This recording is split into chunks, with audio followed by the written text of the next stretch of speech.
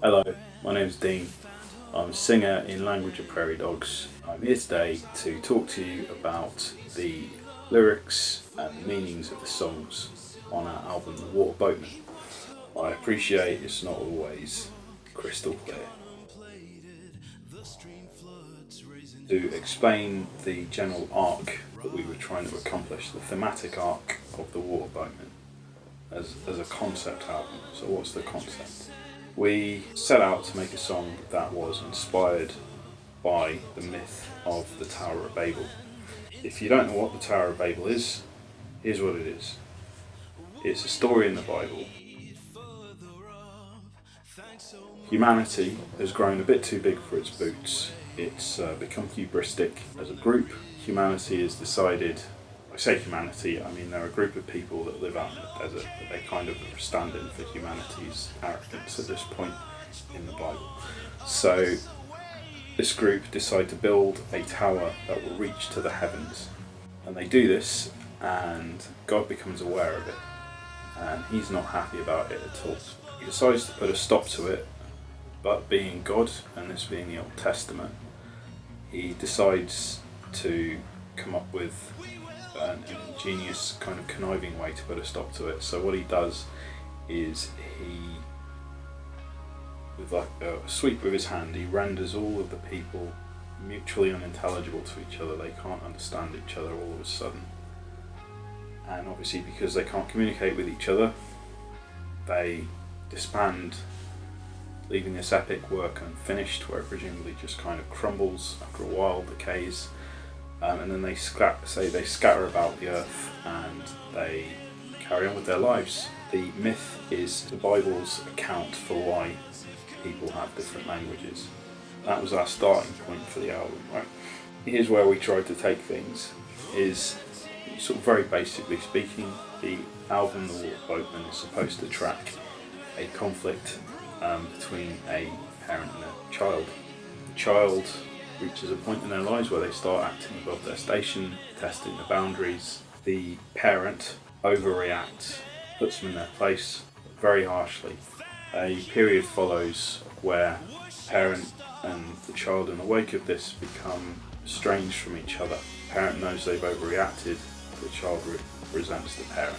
This rift between them is never fully healed. Eventually, the parent is gone. That's the arc. That's it. So, the first song, Downstream to the Pororoca, I kind of became a fan of a chap called Martin Strel that I read about in the Metro. He swam the length of the Amazon River, which is an incredible feat. Before he began this Herculean task, he declared that he was going to do this to prove that nothing is surmountable. That's incredible. Shelter in the dark.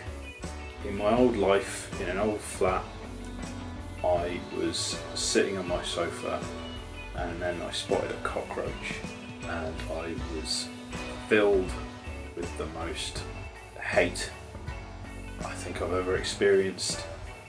I was so angry at it for daring to encroach on my territory. There was a serious sense of revulsion that it was kind of challenging my place in the animal kingdom. It just seemed to be standing there and staring at me, waiting to see if I'd blink. We ended up turning it into our attempt at trying to do a Water Boys inspired song, The Tower of Babel. The album is broadly inspired by the myth, the concept of the Tower of Babel. This song's your first clue. It's meant to be quite straightforward. It didn't really work out being straightforward, but it was meant to be. It's just supposed to be the account, first person perspective of being part of the Tower of Babel and feeling like you've been unjustly treated, unjustly judged.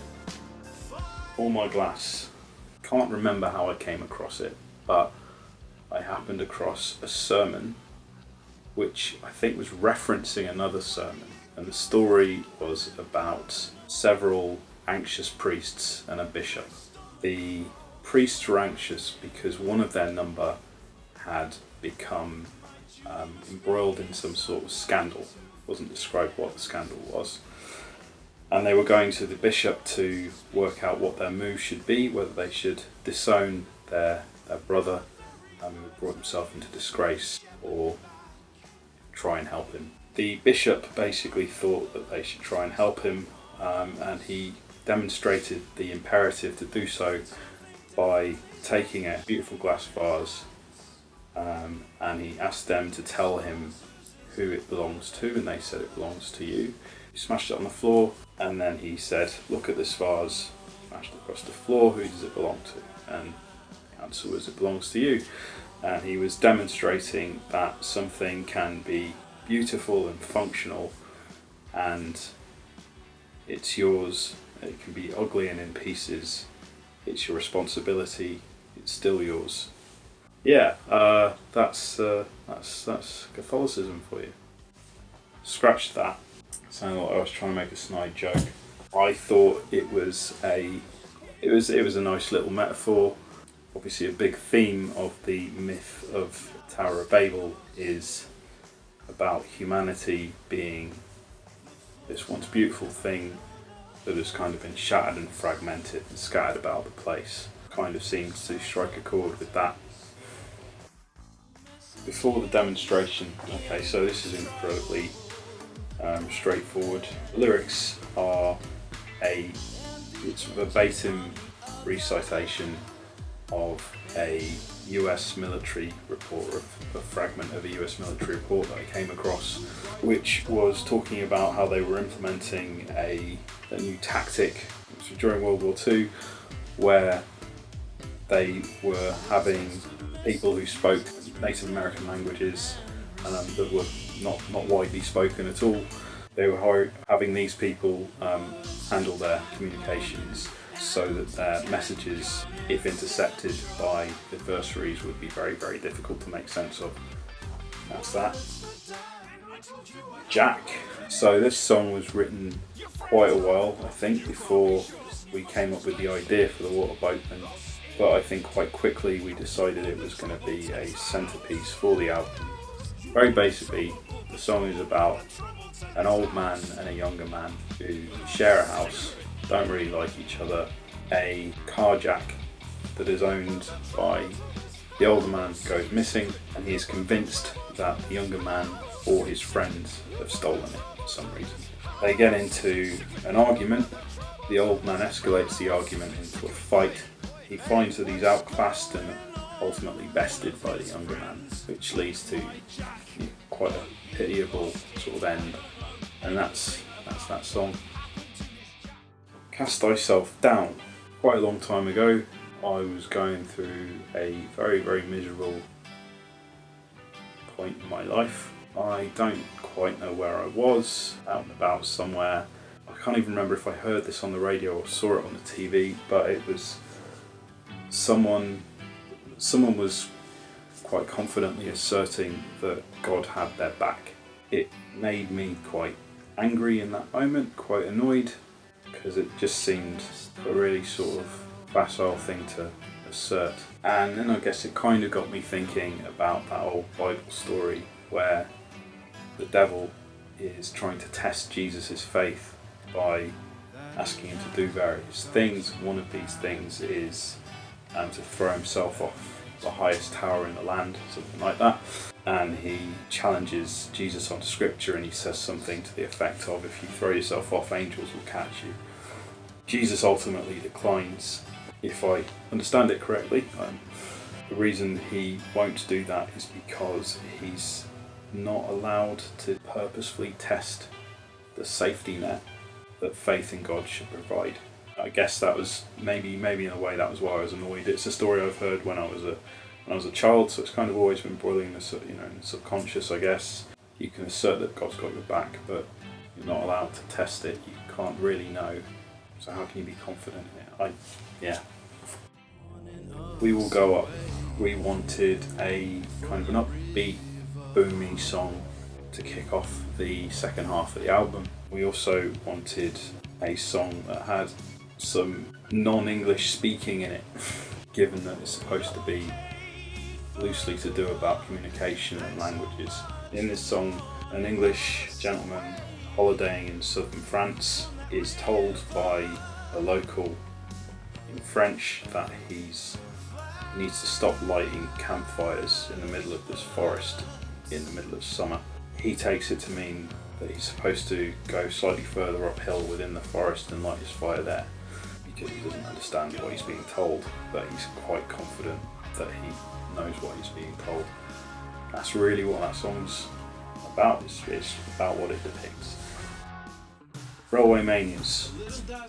In the 1840s, don't quote me on that, I think it's the 1840s, there was a huge economic boom in Britain where all of a sudden everybody was investing money in railways. This was mostly middle class people, I believe, were investing all their savings into railways because I think the banks were struggling. So it was seen as a secure investment that would give you a decent return, be a better place to keep your money than the banks. But because it was a bubble, after a while, it kind of tanked as an investment prospect. A lot of railway companies collapsed and were consolidated into a few large ones, and lots of people lost a lot of money. But it was one of the few economic bubbles that when it popped, it left something behind, which is quite a large degree of our railway infrastructure. I decided that would somehow make some sort of analogy to the internet and bringing people together. Yeah, I like the song. Lone Giant. I used to fantasize that one day I would get myself a job in a lighthouse and I would be able to get away from everybody else, just living remotely but having purpose, having this meaningful job that was meaningful to people.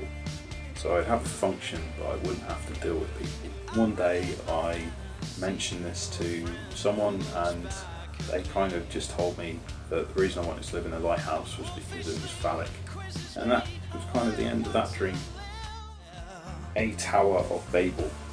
This song is about an old guy who lives at the top of a big tower block.